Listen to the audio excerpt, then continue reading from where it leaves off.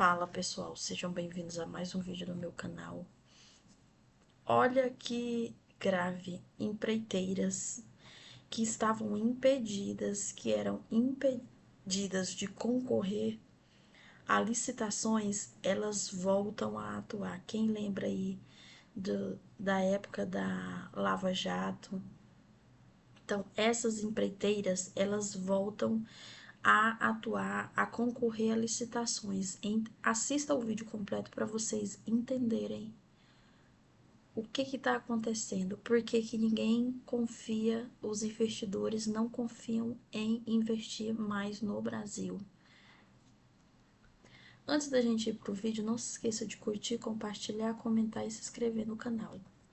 Processos da Operação Lava Jato, que ainda aguardam recursos, serão julgados a partir de hoje pelo Superior Tribunal de Justiça.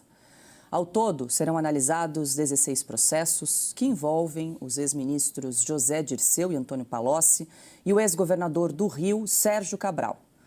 Dirceu, que chegou a ser condenado a 34 anos de prisão em 2 casos de corrupção e lavagem de dinheiro, quer acabar com todos os processos que seguem em recurso, para garantir que a sua ficha permaneça limpa.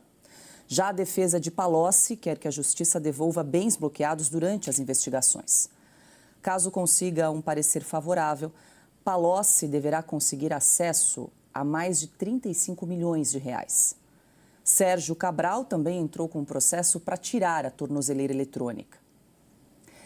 Silvio Navarro, aqui só para trazer mais uma informação, para acrescentar, a ministra do STF, do Superior Tribunal de Justiça, Daniela Teixeira, é quem será a relatora desses 16 casos. Nós trouxemos aqui alguns personagens envolvidos. Fato é que ela é conhecida por não simpatizar muito com a Operação Lava Jato e muito na linha, no entendimento do ministro Dias Toffoli, de que os atos da operação deveriam ser anulados.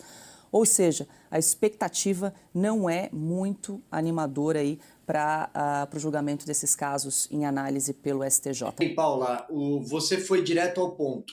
A tendência é que o STJ siga o que o ministro Dias Toffoli tem feito no Supremo Tribunal Federal. Isso já em Brasília é algo dado como certo. Agora, desses nomes todos, há uma curiosidade, Paula. Olha, José Dirceu, nós já sabemos que já está pronto, inclusive, para ser reabilitado politicamente, para voltar para a política. O STF já deu essa carta de alforria a ele. Sérgio Cabral já está a caminho de também. E o Sérgio Cabral, importante lembrar, reúne o maior tempo de pena, de condenações de todos os presos pela Lava Jato. Mas aí surge Antônio Palocci. É uma figura que a gente fala muito pouco. Palocci foi o homem forte daquele primeiro governo Lula, o homem da carta aos brasileiros, ao empresariado, aos banqueiros, o fiador da economia. Foi capa de revista, inclusive. Era o garantidor da estabilidade fiscal do Brasil, com a proximidade, depois com a chegada do PT ao poder. Palocci foi ministro também da Casa Civil, depois caiu naquele episódio do caseiro, mas conseguiu voltar à cena política no governo Dilma Rousseff. E aí o Palocci acaba enredado pela Lava Jato, já lá, quando a Lava Jato já estava em 2016. A gente está falando da 35ª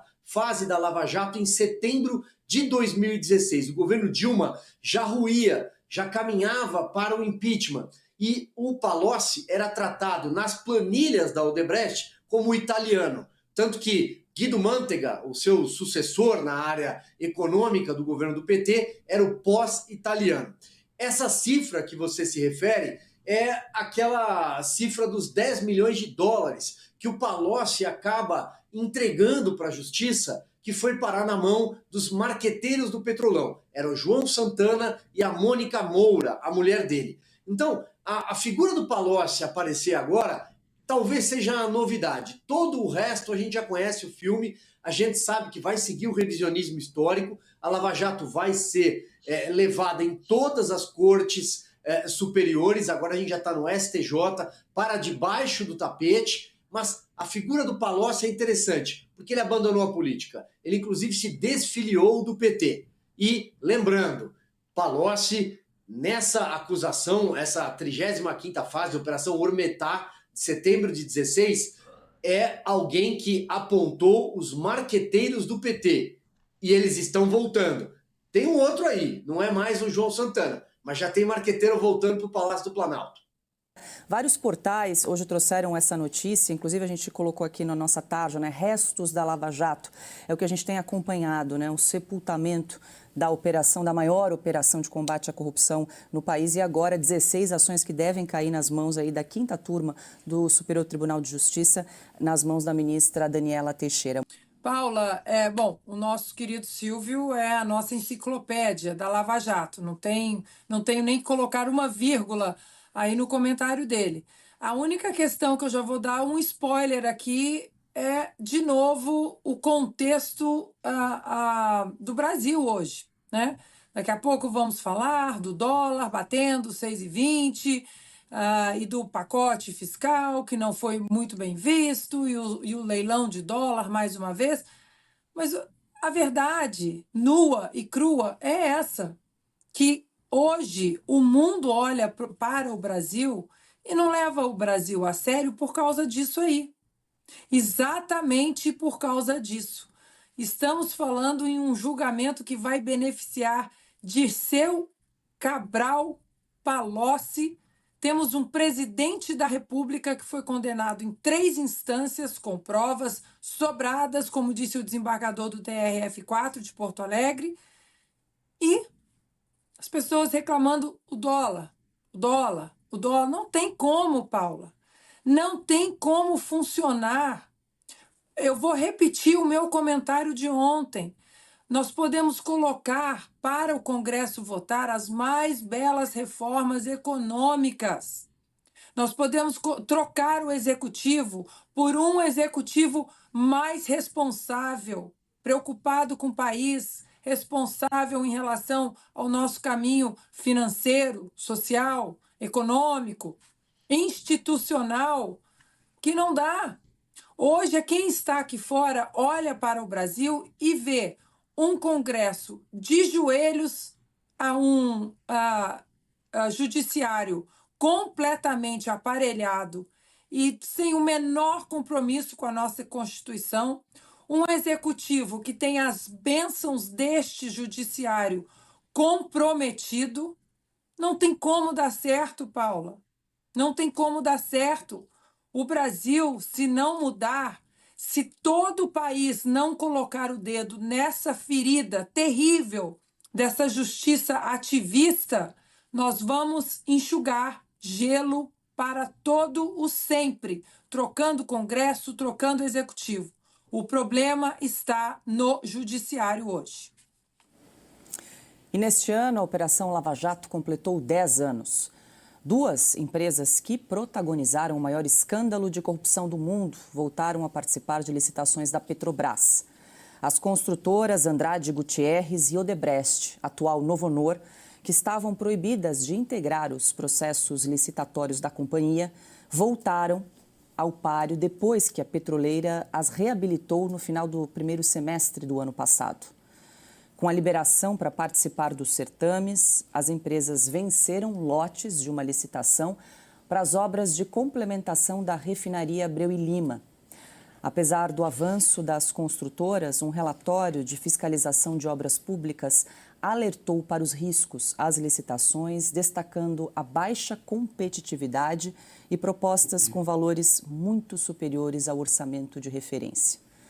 Diante das constatações do TCU, a Petrobras decidiu encerrar a licitação, alegando que as propostas apresentadas não estavam alinhadas com o orçamento previsto. Por fim, a estatal optou por relançar os editais. O novo processo foi aberto no dia 9 de janeiro e o desfecho das disputas está previsto para ocorrer no primeiro semestre de 2025. Adalberto Piotto, este bloco, essas notícias, claro que têm relação, falamos sobre esses casos que serão julgados no STJ e agora essa notícia que trouxemos aqui, que as empreiteiras estão de volta para concorrer em processos licitatórios com a Petrobras. Era o que faltava, né?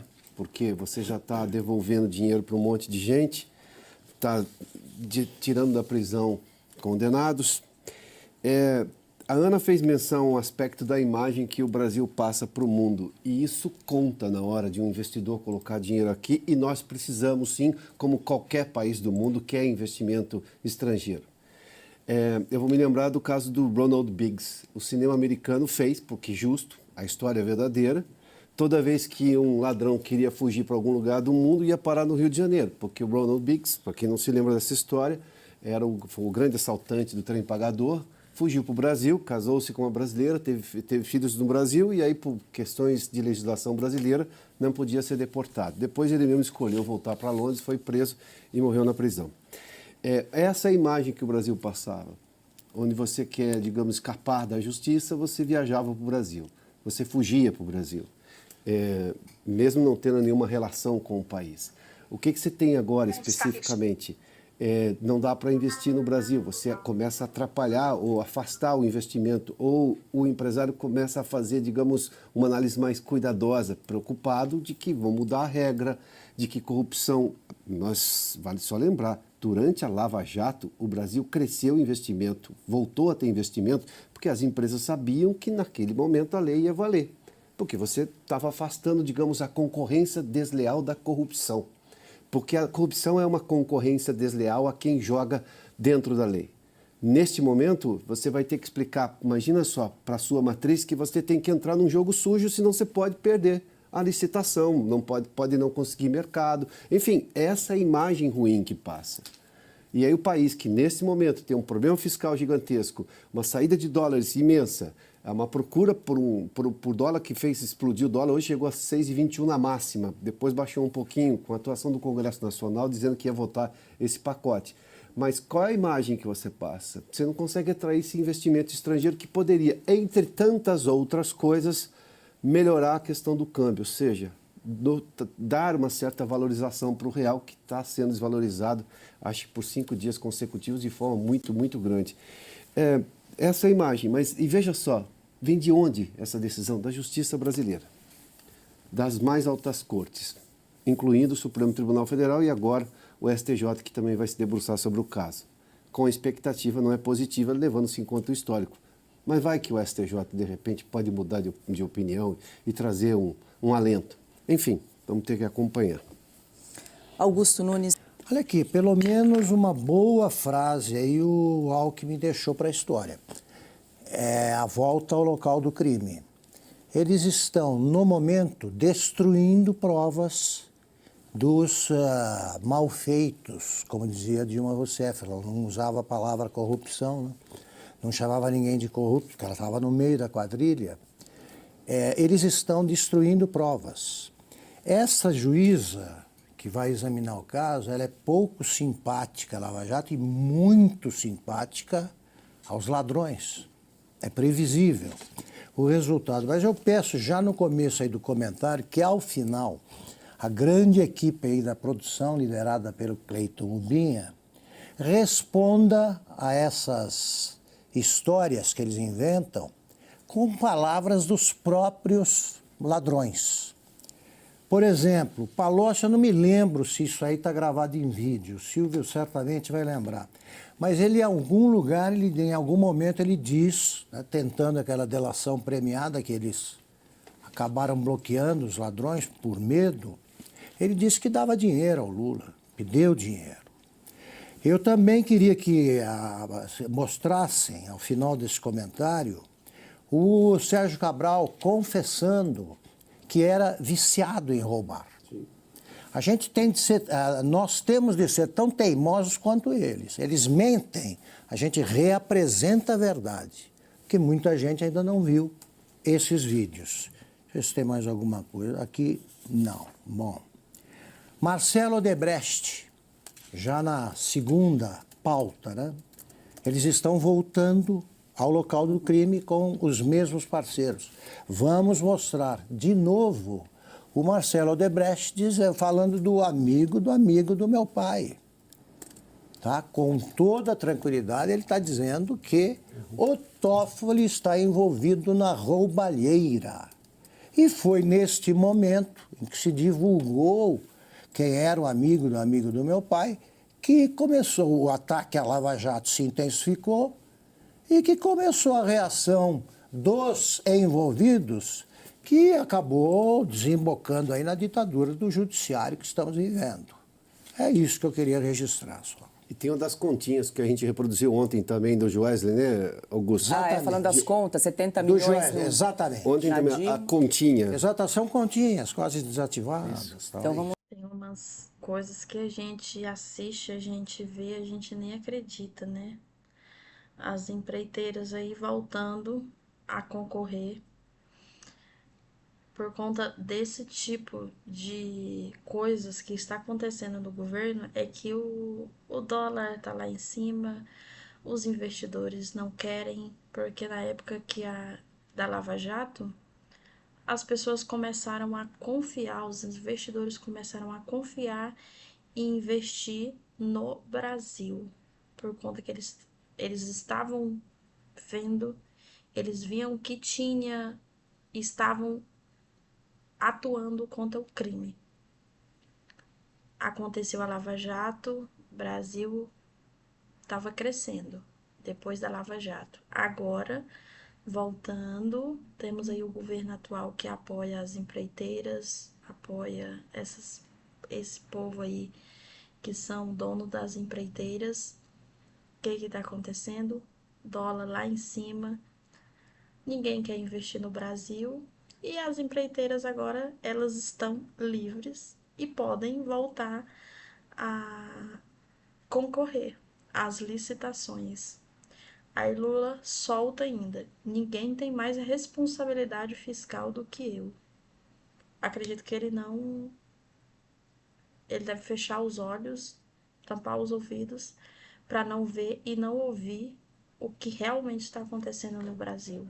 Gente, no domingo ele encaminhou ao Congresso um pacote de cortes, mas que a Câmara e o Senado têm a soberania para mexer no texto. As falas soaram como uma tentativa de amenizar entre executivo e legislativo.